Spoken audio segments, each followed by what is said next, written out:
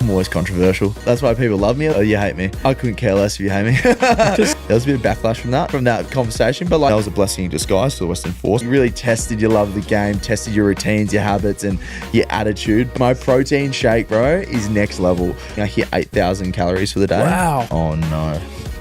What have I done, man? If you're the best player on the team and I'm playing you, you're having a shit game. Okay, ladies and gentlemen, welcome to another episode of BackChat. Very fortunate to have this man in studio with us, Carlo Tizzano from the Western Force, Wallabies. We're going to get into his career. Carlo, welcome. Lads, thank you so much for having me. Obviously, being a Perth boy and loving AFL growing up, this is a huge moment for me. I've heard a lot about BackChat, obviously listen as well, so I'm a fan and a big fan of you, Scully. You know, used to play AFL back in the day, so we're going to get into that. Trust me. Yeah, we're going to get into it. So maybe a wrestle, who knows? Well, I would like actually, like we do start every wrestle. I'm not wrestling. I'm not wrestling you. You're lucky. You guys wrestle. I'll just watch. I just want to say you guys are fortunate. I took my ADHD meds before I came, so you're not going to get the full spicy neurodivergent Carlo today. You're going to get a nice chilled one. All right. You said what before I turned the cameras on? What did I say? You said every podcast I've ever been on, it's the best one they've ever done. Hey, that's facts. So I will say, I reckon that you might be the first man to walk in here that has bigger calves than Dan, and only just. Look at the size of this man's calves. Holy dude. That's pretty impressive for a non-professional athlete. Mate, I actually rate that. Yeah, that's thanks to my dad, I think. He's got some big calves. Bro. Yeah, only calves. There you go. I've been approached. Only calves. BackChat only calves. Yes. Okay, so I'm glad you've taken your meds. I'm going to keep us back in. I'd love to see it without the meds, just to see. Oh, mate, you don't want that, bro. I forgot to take my meds last Tuesday before training, and I was annoying to the boys. One of the boys goes to me, he's like, "Mate, can you focus?" I'm like, "Oh yeah, sorry, dude." So if you're a fan, you know what's coming. The first question we ask every athlete, sports person comes on this show: your greatest sporting achievement. Now, we know you can play rugby union, leading the try scoring account over at the Super Rugby right now. In fact, I think you're one off the greatest ever season anyone's ever had in terms of tries. So we know you can get across a white line on a footy field. Like, good on you. We know that you played AFL back in the day. I want to know your greatest sporting achievement, thanks to TABtouch, not on the rugby field. Right, you got to give us something easy, not on the rugby field. Easy, done. This is easy. It'll be my Year 9 Wembley Downs Cats grand final win against Wembley. Wow, easily. So is that a rivalry? Callan England playing that team. He was at Eagles for a year with you. Yes. Yeah, and back in 2018, when the boys won it. Yes. So yeah, I played in that. Inside midfielder, play a tagging role as well. If need be, wore headgear. Mate, I was the full lot. I can play anywhere in the field, backs, mids, forwards, one more midfield. Like if you're the best player on the team and I'm playing you, you're having a shit game. Like, do you think you could? Because I'm into you the whole time. Do you think you could get a game for West Coast right now? That's a genuine, serious question. I need to drop a bit of weight. But you want me on your team because I'll go full balls to the wall, head first into any contest. I don't know how. I know the game's going soft as every other bloke saying these days. But you want me in those fucking contests. Could you imagine him lining up next to Luca Grego in the back line? No one would ever score. I think that would be one of the more intimidating, not only to AFL fans but to men in general. Absolutely. Are you aware of Luca Grego on the off chance? No. Okay. He used to play rugby. Yeah. And he's been drafted the West Coast Eagles. Hasn't got a game yet, but he's basically done what you've done, but in reverse. Oh, I love that. Yeah. And he's the number 31. You're number 31 at West Coast. So I didn't mention BackChat, of course, brought to us by Paywise, powering the podcast in 2025. We haven't had a union star on since we spoke to Isaac Rodder and Rajan. Yes, we spoke to those lads. We did. We did a dual interview. Rajan's back on the field now. He was injured forever, wasn't he? Mate, he was injured for a long time. He had just back-to-back injuries, but he's back now. He's playing some good footy. So it's good to see. He's a Perth local boy, so we're all for that. We want to see him absolutely kill it. He's put some weight on as well. He's probably shifted positions. When you spoke to him last, he's more of a fly half, number 10. Game controller. Now he's more of like a 13, so he's a big ball carrier and also has got that link play as well. So a lot of these questions are going to be dumb questions from me. I'm going to explore your sport a little bit because clearly I know others better than yours. But I want to know you're growing up. You say you play AFL. What's life like growing up? West Australian boy. So basically, grew up playing footy, obviously, Auskick, and then I went to Hale School, and I had my oldest brother. He played rugby, so like kind of, you always look up to your oldest brother. So I was like, I'm gonna play rugby as well, with footy.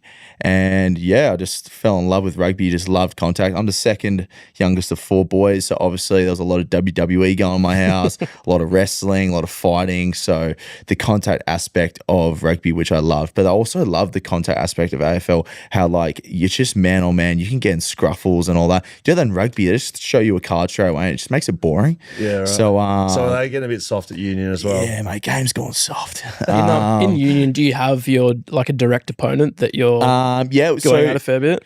So you have your opposite number. So in like, let's say we have a scrum, we knock the ball and we have the scrum, I'll be lining up against the opposition number 7, but like around the field, just you got anyone in front of you. But like if you can get one up on your opposition player, you're just like, sucked in. It's like stand over him and stuff. But I'm not really about that. I'm too busy just like next job. Because in my position, you play open side flanker, like, man, you got to be, so basically if I give you from like a data perspective, I'll have the most contacts on the field by like a long shot. But then also I'll run just as far as the outside backs and the faster guys. Won't get as much high speed meters, but my total distance will be the same. Is that right? So like after a game, man, I am absolutely cooked. Like I'm on the verge of having CTE. Like I'm pretty sure I broke a contact record, the world record for most contacts in a game. Yeah, you did the tackling record like 4 weeks ago. Yeah, against the Brumbies, 34 in a game. On the weekend, I had like 120. We were in these mouth guards now that like determine how big the contacts were, and I had 125 contacts. Wow. On my mouth guard recorded. Like the next one was like 60. Wow. Yeah, it's like, wonder why I leave games not even knowing where I am. I mean, that's pretty interesting because like the way that sport's going now, like AFL, I can only look at that. Head knocks, CTE, but like just head knocks in general, concussions. Like, has Union gone the same way in terms of concussion protocols? How you guys looked after weeks out of the game? Yeah, and to be fair, like they actually do a really good job at doing that. There's the concussion protocol. You have like 12 days to get yourself right, and the mouth guards come into play. So if you get a really bad knock, they might be able to pick up an injury, like a head knock before, like, sometimes you get a knock and you just get up and boys keep going. They actually might be concussed. They got their mouth guards that they can actually pull you off. And does that happen? Right. Yeah, it happens. Oh yeah, it happened on the weekend to us. Mid-game, one boy got a smack to the head. Mouth guard went off, and then live data pulled him off, got HRA assessment, came back on. It was all good. But wow, that's cool. That seems far more advanced than the AFL. Like there's a big frustration at the moment watching the AFL, which you would do a little bit, I'm sure. But blokes get hit. There was a game on the weekend. West Coast player literally got flipped upside down, landed on his head, looked like he broke his neck. I thought he was gone for sure. Like they were going to take him off. He was swaying around. And he took his kick and they left him out there. I was like, what's going on here? He smashed his head into the ground. As soon as he kicked it, you knew his head was hit. Because I want to go back on your upbringing. So one of 4 boys. So your brothers now, with you being professional sportsmen, are any of them? Are there any of the other boys playing sport? And if they are or aren't, have they got you at the top of the rankings, or are they like, could have done that? I'm by far the biggest alpha in the household, like by far. No, so my eldest brother and my 2 older brothers, they in like dentistry, like family business and whatnot. And then my younger brother, he's actually currently in Italy playing for the top team in Italy called Benetton. So they play in a competition called the URC. This is the beauty of rugby. It's all over the world. So this is a top tier competition. He just signed a 3-year contract with Benetton, living in Treviso in Italy, northern Italy. It's beautiful. It's 25, 30 minutes from Venice. Wow. Like, man, he's living the dream, bro. Yeah. You just see the food he's eating in the moment and whatnot. So he went there on a training trial. They loved him. So he's got a 3-year contract. That's awesome. Would you want to go play with him? I've been approached many times to go and play for the Italian national team and go play over there, but I've kind of held off. But now with rugby, so once you play for the Wallabies, if I played for Italy, I wouldn't be able to play for the Wallabies. I'd have to wait 3 years without playing a game for them. So now I'm locked into being a Wallaby, but Yep. it's also contract-wise with rugby. It's very weird to say in Japan there's only a certain amount of international players like Wallabies or All Blacks Imports. or that they can have on the field at one time. So it's very complicated. But it's also really cool because you can play anywhere around the world. Like some of those yarns, the boys play in France, like, you know, that get a half day on a Tuesday, then go to a nice dinner with their wife and be on the wines and all that. Like you can do that in Perth. Yeah, but like, it's just a bit different. The French lifestyle's a bit different here. Less baguettes in Perth. You spent time overseas though, playing though. Yeah, I played in the UK for 10 months, so it's pretty funny how that ended up. Oh wow, it's a yarn. So like, please continue. So I signed with this team, and the way it works is like the Premier League, there's promotion, relegation, and the team I signed with, they already basically won the league. So I signed with them, get to go play in the Premiership Rugby, which is an awesome league. That's huge. Yeah. And fans are lunatics. Yeah, exactly. It's just like in a good way. And like I was young, I was 22, going on 23. And I was like, this is actually an awesome opportunity for me to go away, get some experience, and come back to Australia. So a month before I'm supposed to go, I'm coming from the Waratahs as well, which is on the top rugby franchises in Australia. Basically, their stadium didn't meet their eligibility, so I had to play. So I went over there and end up not getting to play Premiership Rugby. It had to be Div 2 because their stadium wasn't big enough. So you can imagine me going from playing at Suncorp Stadium, playing at Allianz Stadium, playing at HBF Park around the corner from here, to then going and playing Div 2, and like there's only 3 professional teams in Div 2 and most of the boys are tradies. So like I was in the scruff with one of the boys. He goes, mate, I got work on Monday. Just leave me alone. I was just like, I've hit rock bottom. Were you playing in like parks basically or something? Dude, you have no clue. Like you really test your love of the game playing in Cornish Pirates away in January in -2 in a mud pit. It will test your love of the game. But the best thing about that was that as soon as I got there, the type of person I am, I was just dialed in. I was like, you know what? I'm not going to be a victim to this environment. Yes, I'm going to get in the beers and enjoy a couple Guinnesses with the boys and drink 3 times a week. Because you know what? I'm in London and London never sleeps.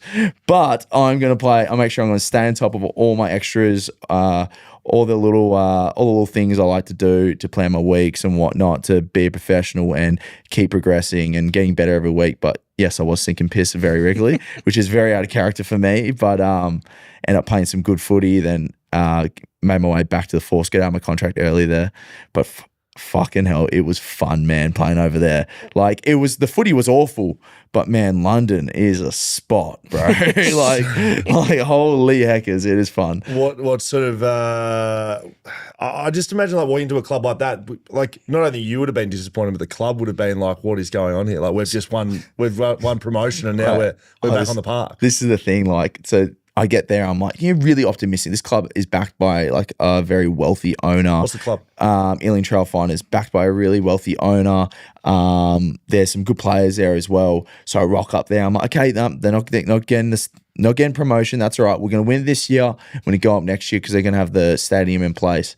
And the captain that's been there for however many years comes up to me. First thing he says, because he's Saffring, so he knows Super Rugby and how it works. He goes, what the fuck have you done coming here? And you can imagine a 22-year-old like me, very like driven, optimistic, like, yeah, I'm going to get us in the Prem and we're going to kill it. And like, we're going to be the future here and all that. Then the captain comes up to me and says that. I'm just like, oh no, what have I done, man? And then, yeah, it just went from there, bro. It was good. It was funny, but it was like really tested your love of the game, tested your routines, your habits, and your attitude. But yeah. Brutal. Glad I'm back in Super Rugby, that's for sure. Yeah, so I was considering that, right, with Super Rugby. So we're with the Western Force now and you're having a great season this year. But given that it's an international game and like lots of guys, fly, like go to the international side of things. You mentioned Japan, the whole of Europe. There's massive leagues in France and in England and all across Europe, Italy. So what about Australia? Like, because there's plenty of good players here too. Like, why doesn't everyone just go over internationally? Because it's a good league here, right? Well, that's the thing. So if you want to stay in Australia, obviously the money won't be as good, but there's the dream of playing for the Wallabies. So there's that there. And like, yeah, you can actually earn good money here. It's just not as many the middle tier guys and whatnot. The guys who like on the verge of Wallabies probably haven't played yet. So you can't play for the Wallabies if you play internationally? No, there's only a couple there's only a couple exceptions. I think you can select 4 players.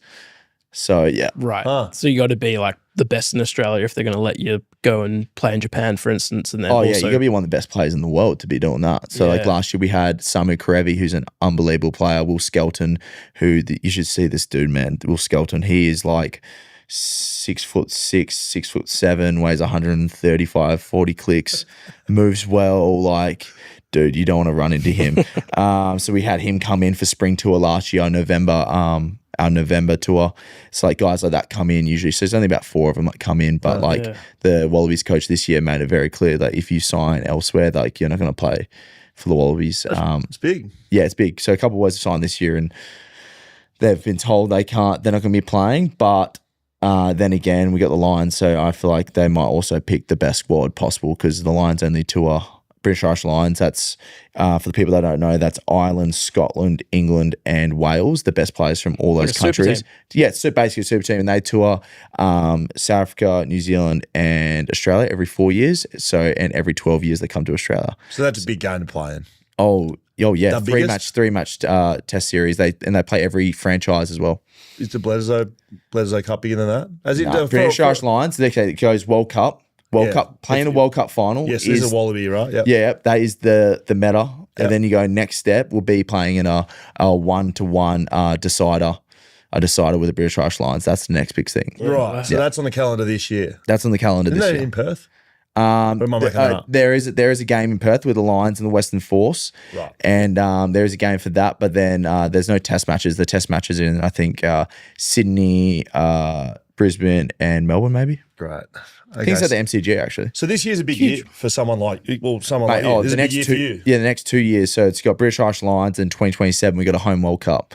So it's a massive time for Australian rugby, which is cool because like growing up, I was a bigger Union fan growing up. Like I remember watching Wilkinson sink us. Like, and I remember being genuinely disappointed. Like I watched that. You're a lot younger than me, so you probably don't remember. But like, I think I was like 3 years old. Yeah, correct. I think it was 2003. I might be wrong there, but like I remember watching like those sorts of guys, like Stephen Larkham and Johnny. It was like these, like that was Wallabies, and like. You'd have like 20 people all go to a house to watch it. Yeah, it was correct. It was a big deal. But and I don't mean to shit on the sport, but like that's not where that is anymore. No, and I think we're trending towards getting it back to where it was, and like obviously it's all about performance, but then also I think this is something that I've really tried to get into is actually promote the game, but not through like the TV. It's more through social media, through YouTube, through the things. That's where all the kids are these days, man, on TikTok and whatnot. Like, so I think we need to do a better job of that. And rugby players in general, it's all about like, oh, yep, I'm just going to, get my paycheck and not really try and promote the game or promote myself. Because if you promote your individual brand, that's only going to grow the game. And that's something rugby union is very good at. There's not a lot of guys. I think I'm the only 1 or 2 guys that vlog. In Australia? In Australian rugby, yeah. How many guys? What is that? There's a lot of, you look at other sports, you look cricket, you look AFL, soccer. Mate, all the NRL boys, so many of them vlog, and it NRL's popping off. Yeah. I don't know, like, it's imposter syndrome or something like that, or like they just get a bit weird about it. But the beauty of me doing it and starting it is that, it's more boys that come to me and be like, oh, I might start doing that. Yeah. I had one of the Waratahs boys when I played him, he goes, bro, you've inspired me to start doing that.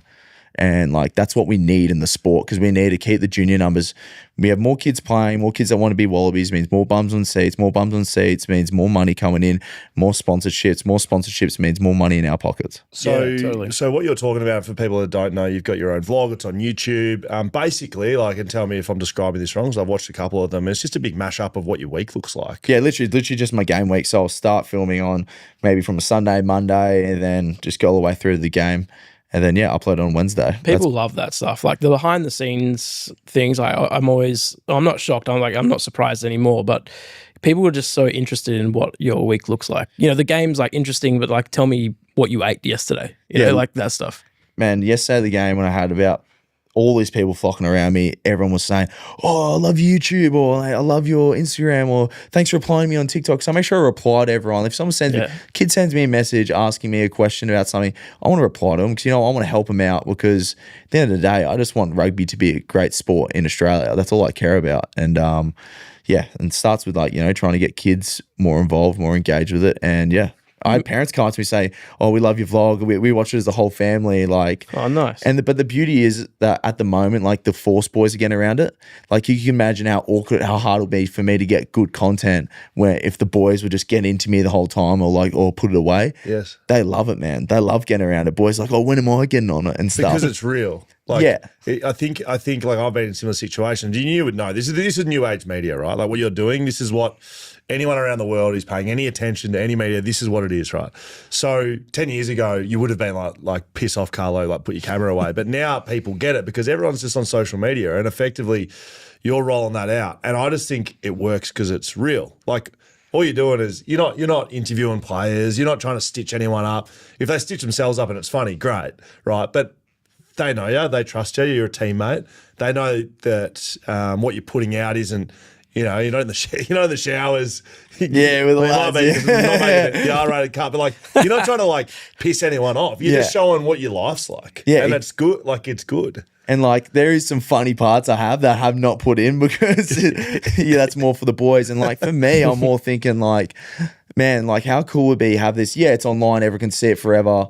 I don't care. Like I can show this to my kids one day. Be like, this is like literally a journal of me, of my career, and it's just memories that I'm going to be there forever. Like, it's not going to be me just trying to remember them. I probably won't be able to remember them because I'll probably have CTE. You sound like Antonio Brown. That is a joke. That is a joke. Yeah. I think it's just such a cool thing to do, and like, man, it opens up so many other doors. Like, I'm going down to Margaret River tomorrow, staying there for a couple of days, and I'm staying there. Shout out Margaret River Roasting Co. Yeah, Margaret Roasting. These guys sorted me out, and staying at like an awesome facility with Margaret River Properties, and like they're looking after me completely. Me and a couple of the boys staying there, and like get them on the vlog and whatnot. I would suggest just calling into shelter while you're down there. Just shelter at Bustleton. Just there you go. Down. Yeah. Send us the link. I'll go there. I'll drop it in the vlog. There you go. I like that. So, what do you think, the biggest challenges? Because sort of looking at your career that you've had and what you're doing this year, but you started as a footy player effectively. So, what's the biggest challenge trying to like,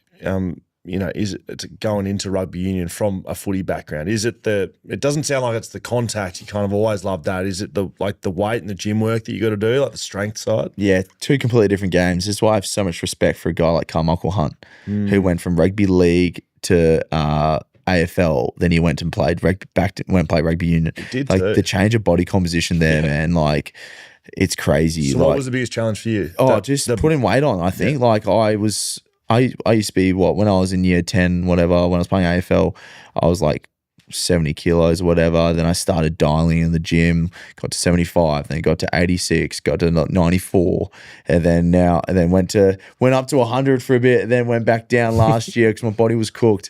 And now I'm back up to like 103. So it's like, mate, change is crazy. The change is crazy, but like just like lifting heavy, eating lots of food, man. The food, bro. Oh my Lord. With egg prices at the moment as well, it's really the egg shortage is really throwing me off. So what are you eating? Like, give us a normal day. Like, so no egg shortage or no egg shortage? No, like prime. All right, eggs. we're going. Okay, I actually did a damn play on the Wallabies tour. I think I hit 8,000 calories for the day. Wow.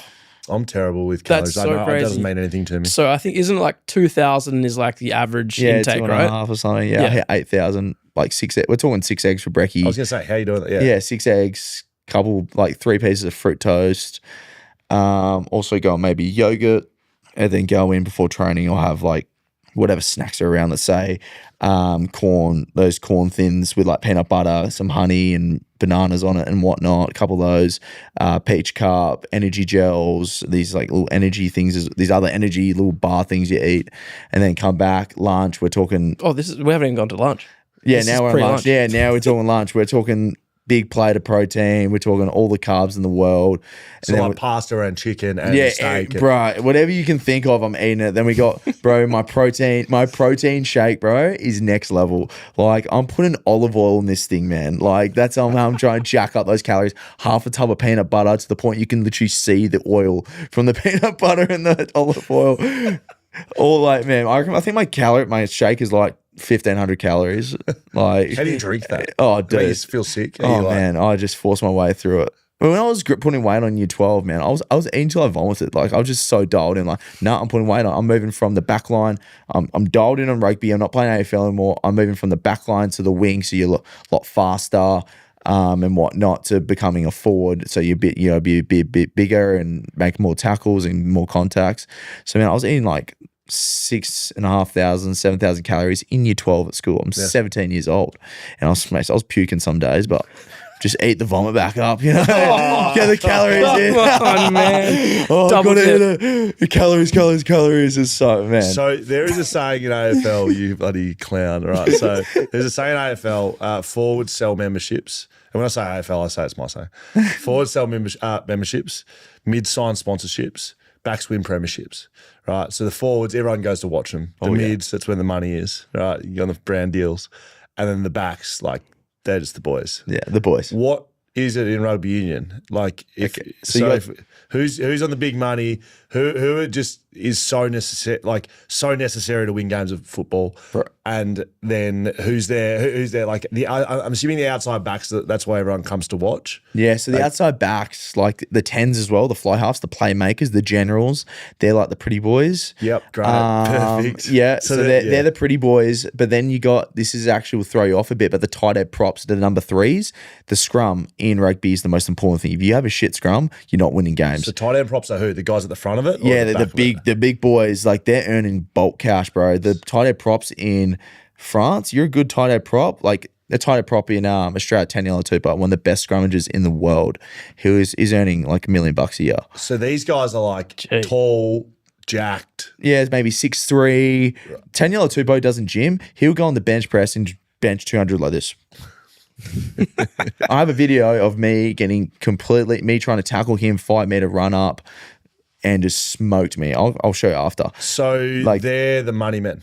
Yeah, the tight head props, which is, you'd think you're the fast, crafty guys. It's the tight head props that make the money. Right. You're really tall locks as well that can ball carry and stuff. They make good money. And so then who are the boys? Like, who backs win premierships? Who is that? Your number 7. This fella right here, bro. This fella right here. Because like your your back row in particular, like your big ball carrying number 8s, they get the good money contract. Yeah, they get the big money, but your number 7s, those are the boys. They're the backmen. They are the inside midfielders, and they are the forward pockets, like just picking up the scraps. Yes. You know what I mean? Like, so yeah, I'll definitely say your number 7's the boys. All right, that's good. You mean number 7, you got ears like this, you're bashed up like me. I used to be half good looking when I was a bit younger.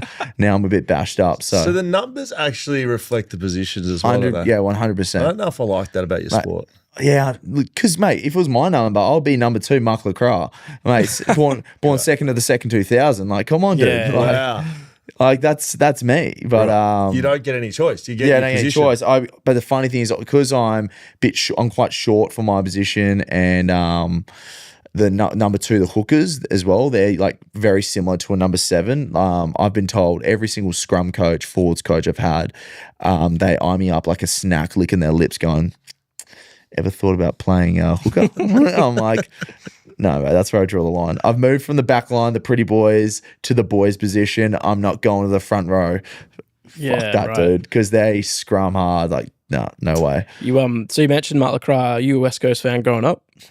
Of course, so. You go? Yeah, great. Mate, how about the facilities, by the way? We did our media shoot there last year, I think it was. Holy heckers. You like it? Yeah. Mate, the Hall of Fame there, like when you walk through like the media room and stuff, like can't wait for your name to be up there one day. No, I'm a long way off. The premiership there, like it was sick, dude. Man, I'd love to actually go in there for the day and suss it out. What does that, Get me into the West Coast for the day, bro. Mate, I actually have no pull. Like, really? You don't know pool? Mate, I literally have been, my cousins are from Tassie, says something about me probably. They just moved there. They're not from Tasmania. But anyway, they're coming across, massive West Coast fans. Yeah.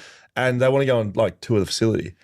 Fair. I'm running around like Making calls. I text Hammer. I text Hammer. He said, "Mate, just go to the front door and say you're 200 gamer. You won a premiership. Take him through when you're off." Nah, protocols. There's fobs. There's this and that. Right.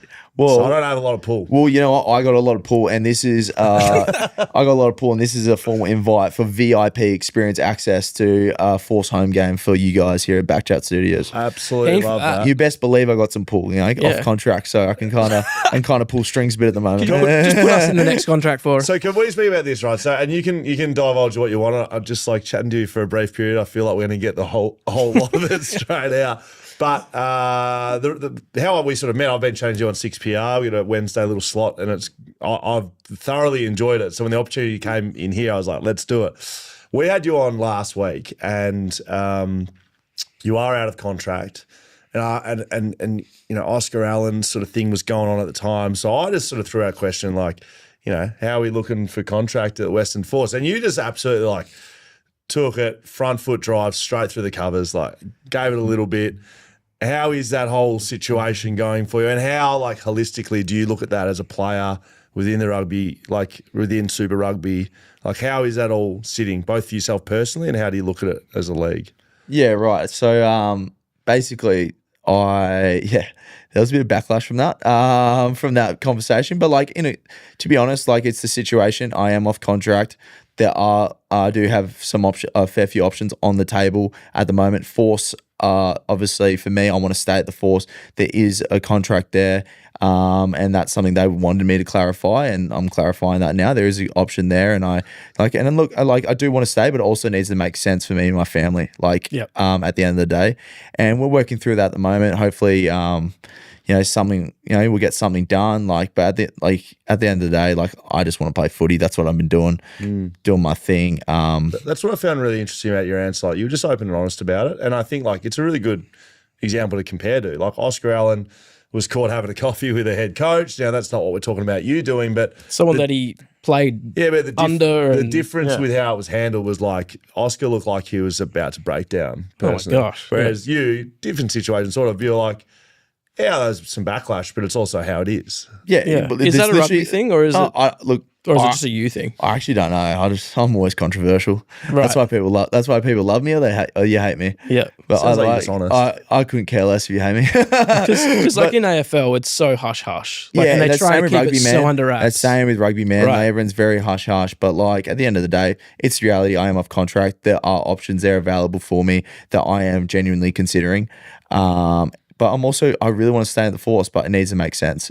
Like I said, for me and my family. And I think hopefully we'll get over the line. It's just got to work through the ins and outs of that. But it's it's funny. Like people contracting time as athlete, as you know, is.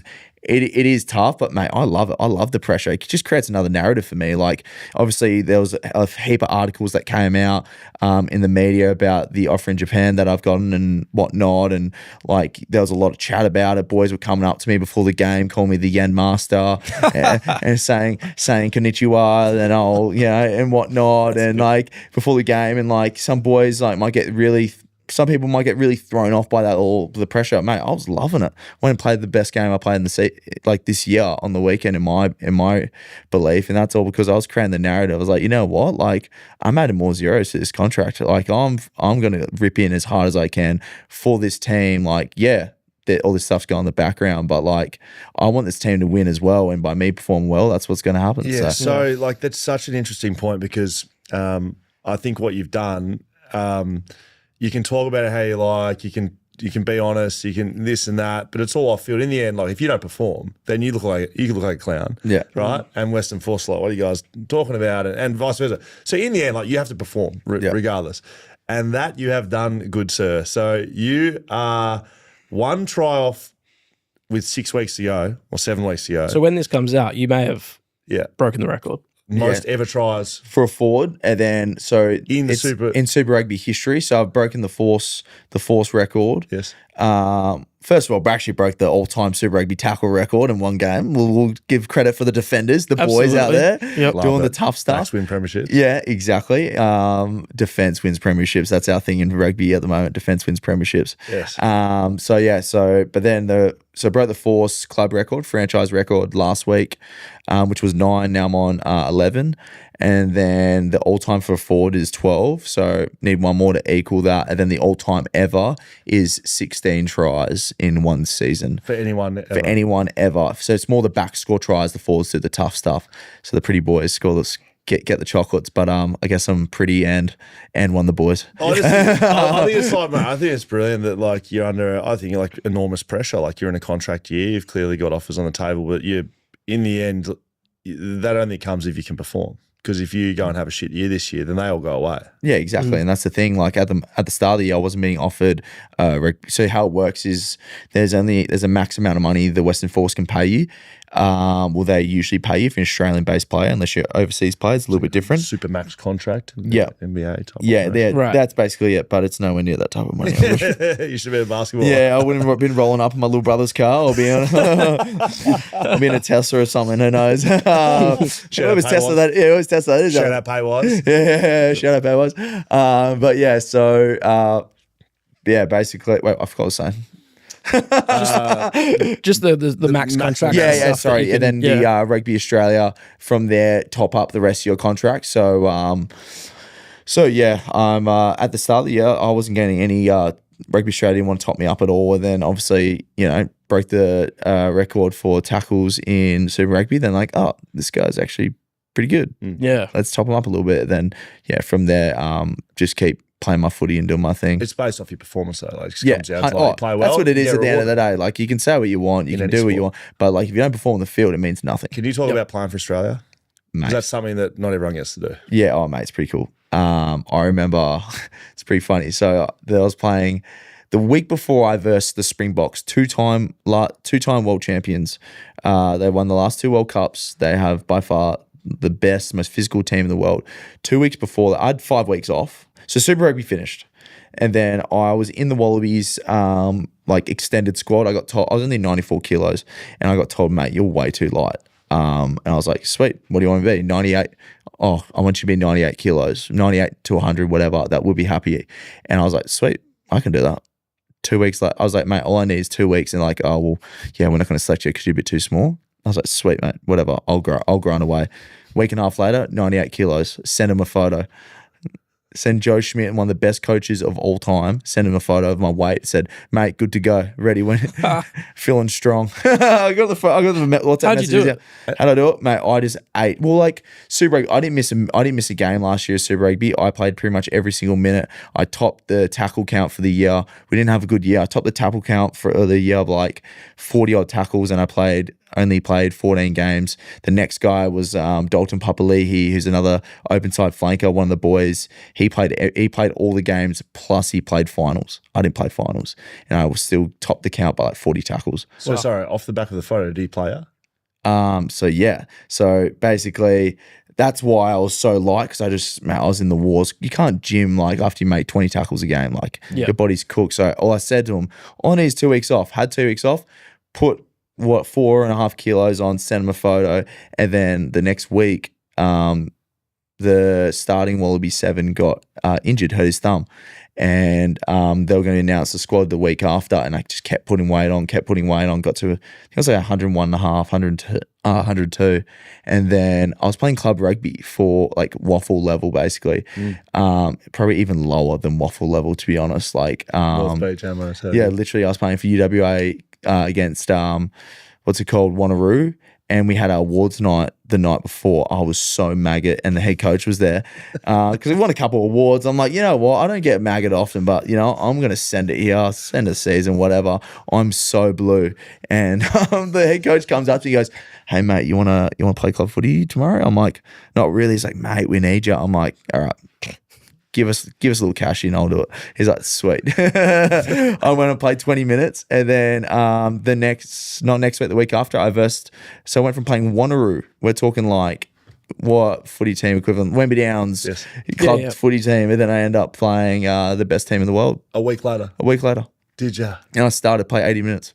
Did ya? Yeah. Less beers the night before, or Yeah, no beers. But holy heck is going, man, you should see some of these Safa boys, man. They are next level big. So is that what it is? A massive jump up?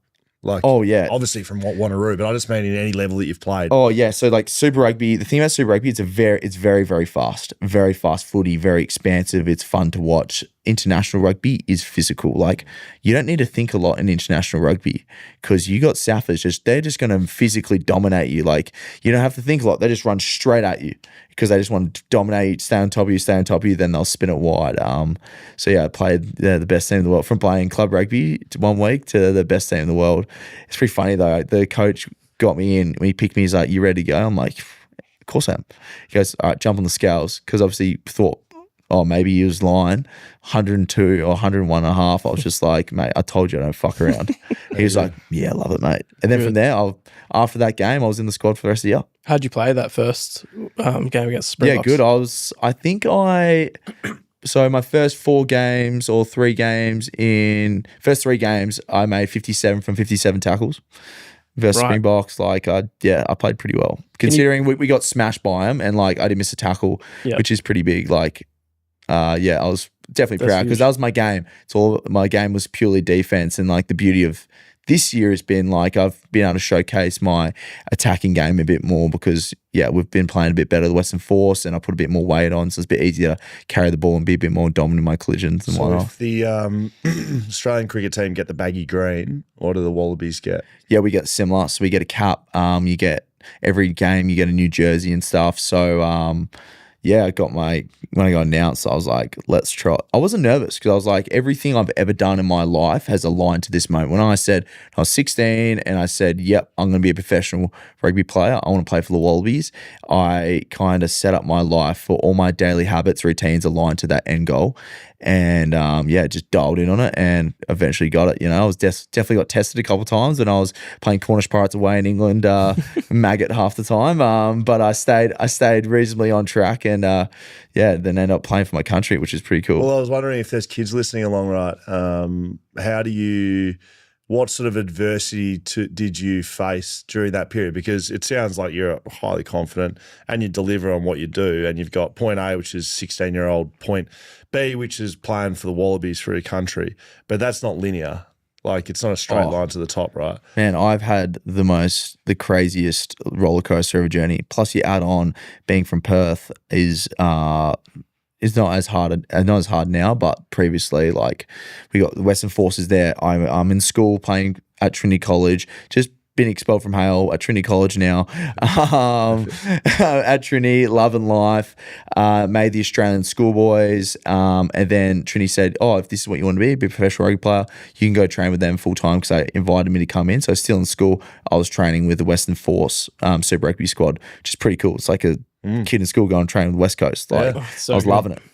Full, think about you know, when you're older dog and as a young kid that's going real hard at training, giving you hip and shoulder and stuff, you're just like, oh mate, leave me alone, I got to play on the weekend. I was that annoying kid, but I was times 1,000. I was playing, it was game day every training session, even if it's the walkthrough, I didn't care because I wanted to get a contract. But then, so I made it 2017 in the Western Force squad, made the Australian schoolboys, and then the Western Force got cut. So you can imagine getting there, and then it just got taken away. And then I got injured the week before I was supposed to play for the Australian schoolboys, and now it's really good exposure to get under contract because there was no Western Force anymore. Yes. What did everyone do when the Force got? Everyone left. Yeah, and then, just dispersed. Yeah, literally. And then Twiggy Forrest comes in and goes, "Hey boys, let's start our own league.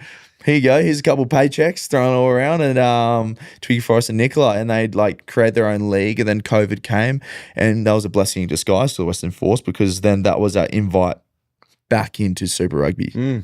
Right. And then obviously we had guys from the other league that, we lost their key players. So we had to build the squad back up again. That's why, the last couple of years we haven't been great, but we're slowly getting better and better. We're seeing fourth at the moment, which is awesome. It takes time because you got guys that are on multi-year contracts that probably aren't up to scratch to where if you want to be a contending team, and then they come off contract and you got to build the squad, get guys to come over, and there's so many things that go into it. But it's really cool now to see things happening for the Western Force, because it's been a 5-year process and it's going to take a couple more years as well. But everything's happening. But yeah, the journey's been up and down because then I went to the Waratahs in Sydney and played for them for a bit, playing really well. Then kind of got new coach came in, didn't like me at all. So then I went to Ealing and then like shout out, ex-coach. Yeah. It's funny story about him. It's pretty funny. He didn't like me at all. He said I was bad for culture. I was like, man, I've never been told I'm bad for team culture in my life. I come to training every day. I work my ass off. I train hard. I prepare the boys as best as possible. And you know what? I'm pretty funny around the lads as well. Would he like the vlog camera going around? Anyway, he's not coaching professionally anymore, so there you go. I thought that's yeah, good. Yeah, anyway, so then like just the journey, man, like the whole time I just made sure I aligned my daily habits, my routines towards that end goal of being a Wallaby. So it was really cool this year to sit down and be like, all right, so now that I've achieved my dream, what is next? So to really sit down and like deconstruct and create these new goals. And so now my goal is to not be a 1 year Wallaby, be a multi-year Wallaby. So that's awesome. I like it. Talking rugby in Perth, so there's obviously the Force and there's chatter around a league team coming over to Perth. What's your like as a union player? What do you think of rugby league? Do you feel like they're is it a competitor to your league, or like what's your sort of stance on them? Yeah, it's funny. Like I actually don't really know league. Like I don't really watch it. I've been told to be a very good league player, just a meathead, run the ball up and whatnot. But yeah, like I think more sport the better. I think it's just going to create more buzz around Perth and sport in Perth and whatnot. And yeah, I don't really have much of an opinion on it. I just think more sport the better. Just don't rip up HBF Park too much for us. It's a hell of a deck. It's a hell of a deck. I don't want to be ripped up too much. That's good. Yeah, mate, you've mentioned a few times about your family. So around the contract situation, making sure you make the right decision for you and your family. Speaking about the Wallabies and playing for Australia, I imagine that would have been a big moment for your family. And just before we jumped on, you showed me one of the great on-field interviews I've ever seen. It's like you're out in the car park, mate. Yeah, you're playing Western Force. There's just people everywhere. You've got your family with you. Talk about your family. Like, what's this sort of journey been for them? And then I want a bit of a rundown on that interview as well. Okay, let's get the phone out for you, boys. Okay, you're gonna love this.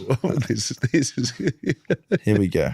So this is my dad pre-game. Sending me one every single. So on the vlog, there's two of my best mates, Dylan Peach and Brandon Pangamosa, two Wallabies. We call the three amigos. We kind of like drive to training because for us to get to training, you got to drive like 5 minutes or 2 minutes, whatever. Yep. We just like yarn in the car and the vlog and whatever. So we went to the game yesterday and I got this text message from my dad. Game day. Number 1, I'm very proud of you. Number 2, winning with your team is everything. Number 3, I know your visualization will come through. Win, win, win. Number 4, enjoy your game is most important. He's very Italian. and then lastly, get him on the mountains, get him on the beaches, go get him. P.S. 3 tries, please. No pressure. Love, mum and dad. Oh, that's amazing. Mate, that's not even like he sent me some golden ones before, man. Get him on the mountains, get him on the beach. That's good. Mate, you should roll that out when you coach. Mate. You seen Jerry Maguire? Yeah. Mate, every single game since I was playing AFL, since I was playing rugby, he would just scream out, show me the money, follow your dreams. He's a character, what man. A champion. Wow, You've given me merit. So my old man used to every Saturday or before every game, I'd get a text message. It wasn't as motivational as that, but it was a text that rolled out, right? So I'd forgotten about that for a bit. So you interviewed after the game on the weekend. You had your nonna. Nonna, yep. And then you had your mum and dad. Yeah. And it was unbelievable. Yeah, it's carnage. So Morgan Tuanuri, the commentator, he was like very close to me by the end of my nonna jumped in. My mum, my dad's in the background. My dad's got his iPad. My dad watches the games. You should see him, man. He's got both iPad headphones in so he can hear the commentary. He's got his iPad there, watching there. He's got a full operation going. It's like an analyst. I would like to be in a box with your family to watch it. Mate, it's next level, man. It is next level. My family's wild. So like that's going on. Oh, it's so funny, man. Like my dad at the game is next level. So your no, he's from Naples. Yeah. Yeah. My nonna, and my dad grew up in Naples. So my dad's very Italian. He's got the husky, like, people in the vlog commented, like, is your dad in the mafia? Like, he's like, hey, Carlo, hey, you got to go get him, okay? You show me the money, okay? You follow your dreams. So it's very, very Italian. You know, the funny thing is, I find with dads, it's like, he like tells me, hey, at the force, you guys need to do this, that. I'm like, oh, dad, like, what sport you played? He's never played rugby in his life. I don't think he's ever played sport. All he did when he was young was drive around on Vespers. Like, well, there's no grass in Naples, man. It's a concrete jungle if you've been there before. It's so funny, man.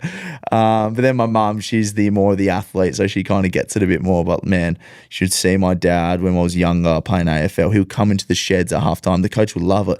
He would come in, give the boys like a halftime speech, and he would say, "You get him on the mountains, you get him on the beaches, you go fucking get him, okay?" And all the boys were like, yeah. I wanted to come in here and do that just on a work day. Mate, you should say, like, oh, this is no one's ever heard this besides my missus. You guys will love this. I love when stories. This is, I'll give you, because you guys are legends, I'll give you some, like, this has never been told before. Exclusive. So basically, this is why I probably like was a bit like standoffish when I first wanted to start the vlog, because I got this like weird performance anxiety with like just being put on the spot, not with rugby, but this. So basically, I did taekwondo when I was young. I got my black belt and whatnot. So my dad is like, you travel with my dad, he'll make friends with anyone, randoms at the airport, tell them the life stories, tell them how proud he is of his kids. Brilliant. They'll know everything. So basically, my dad will be there, like, let's say an airport, and I think we're in Dubai or something, I don't know. And this will happen all the time in every airport. So we're doing taekwondo. I'm like probably like 6 years old, 7 years old, and he'll go up to talking to this randoms, be like, hey, my son's doing taekwondo, this, that. And then I'm like, we're just like sitting there, and then he will literally force me to do a taekwondo pattern in the middle of an airport in front of random people. And I'll be like, I don't want to do it. I don't want to. He'll be like, listen here, you fucking prick. You fucking do it. You're embarrassing me, okay? I'll buy you a toy from the store over there, okay? I'm like, okay, I'll do it. I look back now, man, and me just in the middle of the airport, just fucking, just like, just some stranger. Mate. And some stranger's like, awesome. This is great. They don't care at all. They're like, this oh, is so sweet. good. But my dad is just so full on. They just like corners them into like forcing him to watch us do this taekwondo pattern in the middle of the airport. Like, dude. Have you guys got badges? Like player badges? No, we don't. So we should get those. So though. you should get them. Like, so my mum, right, she just like is like a worldwide distributor of Will Schofield badges, has bought everyone that's ever in existence, and is like your parents. Like, we'll sit next to people on planes, and we'll, be down at the cafe, and the cafe owner, and like, she's like, gives them the full, like, loves us at BackChat, loves me. She has a lifetime supply of badges, and she distributes them worldwide. I've bumped into several people. They're like, you don't know me. Met your mum. I've got a badge. I love it. Yeah, I love it. Nah. See, like, I look like at the time you kind of get really embarrassed, but like I look back now, I'm just like, how good. Like, my dad's just so supportive, no matter what. Like, I never got told from a game, like, yeah, my dad would be like, you fucking prick, do the fucking taekwondo pattern, you're embarrassing me. Yeah, but at the same time, I never got told I played a bad game. Ever. And like that type of like support is, as a kid growing up, you see other guys' dads like really get into them after games and stuff. Man, like, I'm so grateful. That's why I think I have this just unwavering confidence, because like I've never played a bad game in my life according to my dad. If I played bad, it was because of my teammates. So it's like, it's really nice to have my parents like that. Like it, they mean the world to me. We could do like a segment on BackChat with your dad. That would be so I'm telling you good. something right now, it'd go viral. Mate, I reckon that's enough from Dan and I. We've got a bit of time for social media, though. This is from the people, by the people, for you. You keen? Yeah, I'm keen, mate. I've just completely lost it. That's right. I've got mine. Did the same thing just before. Okay. This is from Riley24 Burns. How many injuries have you had in your career? Oh wow, plenty of little ones. Like, I've actually been touch wood. Yes. I've had a pretty bad MCL. That's that injury I did back in 2017. And then I've had osteitis pubis pretty bad. Because you got too fat, basically. Yeah, no, I just got ran into the ground. Like, think about it, graduated from school.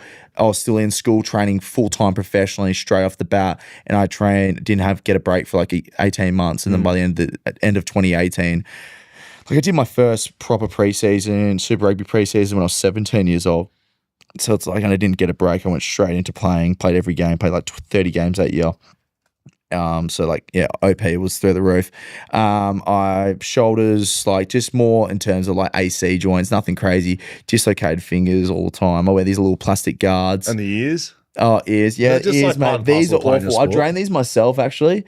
Yeah. We spoke to Kyle Godwin, who used to play at the Force, and he said, Legend. like, done every injury ever, like broken ribs, punctured lungs, everything. But the ears are the worst, worst pain. These things are so painful, man. Like, So how often are you draining them? No, I don't have to drain them all. They're hardened up now. So I'm a certified. So like, this is your badge of honor for being a meathead. I'm a certified meathead now. So yeah, the ears are good. Are you strapped up? Like, are you? Nah, don't do that. I'm not a pussy, mate. Come on, bro. But don't they do that so your ears don't get ripped off? Yeah, it's more for the locks. It's more for the locks. Like when because you got your loose head, your tight head. Loose head, hooker, tight head. Then the lock's got to put their heads in between their bums, so you can imagine like your ears can get ripped off. So you got to get them in place a bit. But my position, I'm just on the side, so it doesn't get ripped up too much. These are more from contact. So this is me just lining up a big goose and just from the outside shoulder, flying as hard as I can and just smacking my head on their hip, and then it just blows up. Line up, big goose. Should start bringing some of this terminology into footy. All right, Saxon Sounders. Is it necessary to have forearms the size of your quads to play rugby? Oh yeah. It's all about the grip strength, especially my position and making tackles. You actually, how's this? So you can't miss a tackle if you have a good squeeze, if you have a good grip. You technically wouldn't miss a tackle because if you're holding on to them, how are you going to miss it? And that all starts from your grip strength.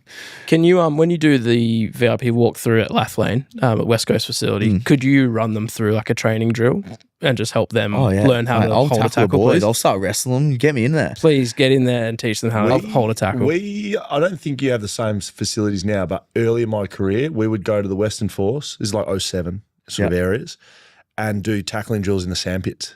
Oh, is that on Underwood Ave? Yeah. Underwood Ave? Yep. Yeah, we still got the same facility. Oh, Bender. I Next used to to be Bender. down Yeah. and tackled in the sandpits and in Western Force. Then we got rid of that. We grassed over that. But I actually did some off-season wrestling with these two Commonwealth wrestlers at Carnage Wrestling in Joondalup. Great lads. Did some wrestling with them.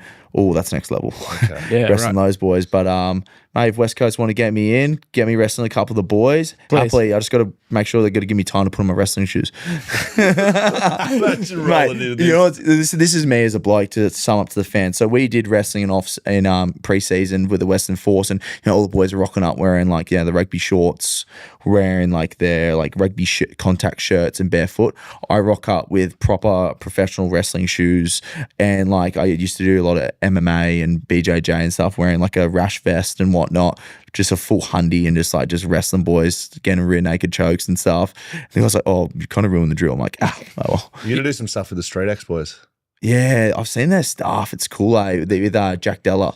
Yeah. I actually messaged him saying, hey, bro, I'd love to get you into the Force and, check out your environment as well, because I'm a massive fan of mixed martial arts and stuff, but he's seen me. So, Jack Della, if you're watching, good luck for your fight. And also, reply.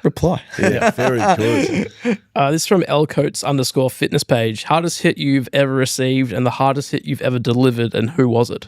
Ooh, hardest hit I've ever received. It was that video I was showing you, or it could be in my Wallabies debut. I ran straight into Jesse Krill, who's a 2-time World Cup winner for South Africa. This is my first carry in international rugby, and it was just I literally got scorpioned in the tackle. Scorp. Yeah, and I nearly I had a good sniff on my private part. Smells all right. So my missus is lucky girl. And but you know what? It hurt so much, but I got up. You wouldn't have seen someone get up as quick as I did, because I was like, I'm showing no weakness here. I'm pumping with adrenaline. It's my Wallabies debut. I'm not going down like a little pussy. Yep. So I got up straight away. I'll show you the hit after. It's actually crazy. That's good. Or the Taniela 201, me underhooking this big 140 kilo dude that runs 9 meters per second, just bumped me off. Biggest hit I've delivered. I actually don't know. I actually couldn't tell. All of them. Yeah, mate. It's a bone rattler. My nickname is you said on the social media post today, the triple threat. There's got a couple of nicknames. I'm also known for just eating patella tendons. I just my head just going straight in the spokes and those patella tendons all day. Right. Patrick Cardi 528. What are you going to do after rugby? That's a great question. Can I double that up with, if rugby wasn't a thing, like what would you be doing right now? I'll be fighting the UFC. I'll be like an Alexander Volkanovski. Yeah, great. I could see that. And then life after rugby, I'll probably be in BackChat studios talking with you boys. Great. Hey, happy to do No, I that. actually don't know. Life after rugby, I love the social media aspect. I love talking to people. I love like vlogging my life. I've been loving doing that. Tried studying, not for me. The dyslexia, ADHD, and the rabies don't really mix well. Don't really mix well with that. Yeah. Rabies is probably the main sitting one down for there. that long, not very good. So I actually don't know. I love doing the media stuff though. I like it. I'd happily have you in here at BackChat. And our last question from Tappy. As long as you bring your dad. Oh It's a package. combo deal. My missus is even better. She's actually famous on my vlog. Everyone loves her. She's all time. So it's a family affair. Oh yeah. Right. She's also she doesn't have rabies, but she also has dyslexia and ADHD. So our poor children. Yeah. She's probably We just send them up for failure and She's probably success. better than your bloody ears. Oh yeah. You'd hope so. At least Tappy 95. How does Carlo like his eggs? Sincerely, the Eggman. Oh yeah, the Eggman. Oh, I feel like if we're talking from the Eggman, like how does Carlo like his eggs? I feel like if you listen to this BackChat, if this has been this last question forever, you might be the man that can put this to bed. Like, Can I also just add in, like, how do you like them when you're just trying to consume as many as possible, and then how do you actually like like them? them, That's just like a nice, like, breakfast or whatever. So yeah, just nice breakfast. I'd say like fried eggs, like on bit of toast, whatever. But when you meathead like me, you just got to get down food. It's got to be scrambled with obviously free range eggs, obviously, and grass fed butter. you're not knocking them back like raw or anything stupid like Nah, that. You're not, like, putting I'm them not in that weird. I'm weird, but I'm not that weird. Yeah. Well done, mate. It's been brilliant. We've had fun. Yeah, mate, love it. Powered by Paywise this year, BackChat. We've enjoyed having you in as well, mate. If you want to follow us on socials, give us a follow.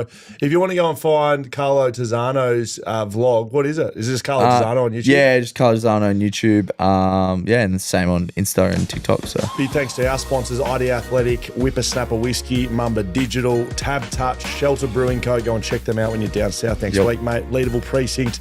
All of our live shows are there. On One Services, if you want any plumbing and electrical, that is us. Finished, done. Carlo Tizzano, that's him on YouTube. That's him right here on BackChat. Good luck this year with the rest of the Super Rugby and wherever your rugby fortunes may take you. Thank you, mate. legends. Thanks heaps, guys.